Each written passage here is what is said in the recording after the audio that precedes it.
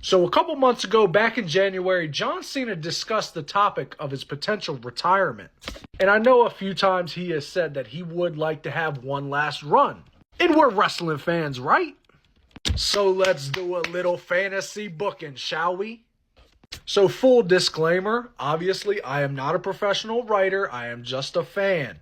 So obviously this is not going to be perfect, but rather things I would like to see happen during this last run. So I'm going to start at WrestleMania 41. More specifically, I would be booking a triple threat match between Drew McIntyre, Seth Rollins, and CM Punk for the World Heavyweight Championship. Because why the fuck not? Like, we need to see that triple threat match. And I would have CM Punk walk out as champion. And as Punk is celebrating and WrestleMania Night 1 is getting ready to go off air, Cena's music hits. Doo, doo, doo, doo. The crowd is going fucking crazy. Because of course they would. Cena comes down to the ring just like he normally would, and when he gets in that ring, and when he goes to throw that hat off, that's right, my boy got the military fade back. So business is about to pick up. Just imagine the pop just for a haircut from John Cena. I'm telling you, I would go fucking crazy. Yeah, John, this has got to go for your last run. I'm sorry, no more Hollywood hair. It's got to go. And WrestleMania Night 1 goes off air with a stare down between John Cena and CM Punk. On Monday Night Raw, John Cena comes out to start the show. He gets on the mic and he immediately calls out CM Punk. And just let the two of them go head to head, war of the words. But John Cena makes it clear he wants that 17th World Championship. But CM Punk lets John Cena know, you ain't just going to walk back in here from Hollywood and get a world championship match. It's not how it works anymore. You're going to have to earn it, John. And right then and there, John Cena is attacked from behind by Hater of the Year, Drew McIntyre, as CM Punk bolts from the ring. Now this sets up a match at Backlash between John Cena and Drew McIntyre, which I just think would be fun to watch, with Big Match John going over in the end after a hard-fought battle. And in the main event of Backlash, CM Punk beats Seth Rollins to retain his World Heavyweight Championship.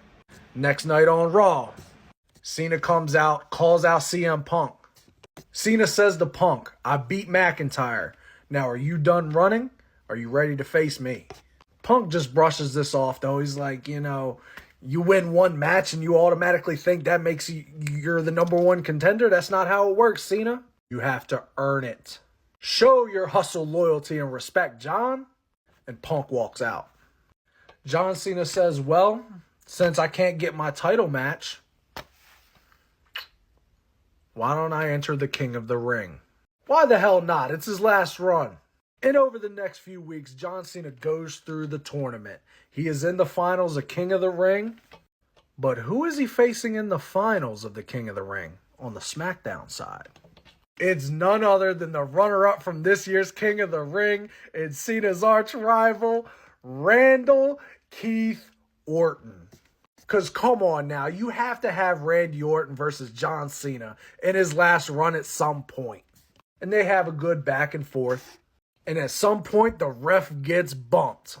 And Cena hits a attitude adjustment on Randy, but there's no ref to count the 1, 2, 3. Cena's trying to wake up the ref. And then that's when CM Punk runs from out of the crowd and blasts Cena with the World Heavyweight Championship, allowing just enough time for Randy Orton to get the 1, 2, 3. So now CM Punk is fully turned heel, and John Cena's pissed. So next night on Raw, CM Punk comes out to a chorus of boos. He's soaking it all in. He gives his great CM Punk heel promo when he's interrupted by Cena. But this time, there ain't no talking from John Cena. They're just straight fighting. They're scrapping. They're brawling, baby. The locker room empties to separate these two, and General Manager Adam Pearce comes out, and he announces that at the next pay-per-view, CM Punk will have to defend that World Heavyweight Championship against John Cena at Money in the Bank, emanating from Chicago. That's right, baby. I took it there. And at this pay-per-view, the Money in the Bank ladder match is going to be won by Logan Paul. Oh, I know y'all mad now, but don't leave yet. So we get to the main event. It's John Cena versus CM Punk for the World Heavyweight Championship. Of course, they put on a great match. This is Fantasyland. Let's forget that they're old men now. As Cena rises to his feet, Logan hits Cena with the Money in the Bank briefcase. And as he turns around to hit Punk with the briefcase, it's reversed into a GTS, effectively taking Logan Paul out of the match. He has not cashed in officially yet. And CM Punk takes advantage of the situation and covers John Cena for the 1, 2, 3. I just realized that I didn't say anything about the ref and as to why this would not have caused a disqualification. Let's just say the ref was distracted by iShowSpeed or some other idiot YouTuber. There you go. Told you this shit was not going to be perfect. But either way, CM Punk has retained that World Heavyweight Championship. And Punk leaves through the crowd just the same way he did in 2011, blowing a kiss to Logan Paul and John Cena. And I'm getting a little long here, so I'm going to try to speed it up real quick. This leads to a match between Logan Paul and John Cena at SummerSlam.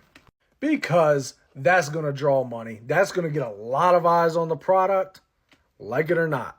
And honestly, this is where I'm torn in my own booking. Because I don't know if I would want John Cena to beat Logan Paul while he has that Money in the Bank briefcase.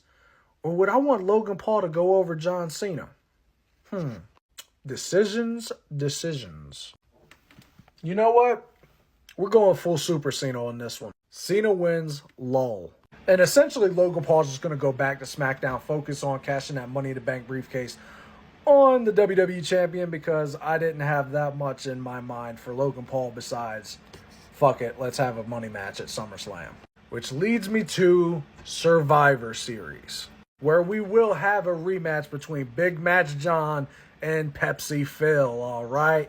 And this time, Super Cena is coming out on top. Cena has officially won his 17th World Championship in WWE. And yeah, I know I booked it for Survivor Series. Hear me out though. They want Survivor Series to really be considered a Big Four. Why not do it here?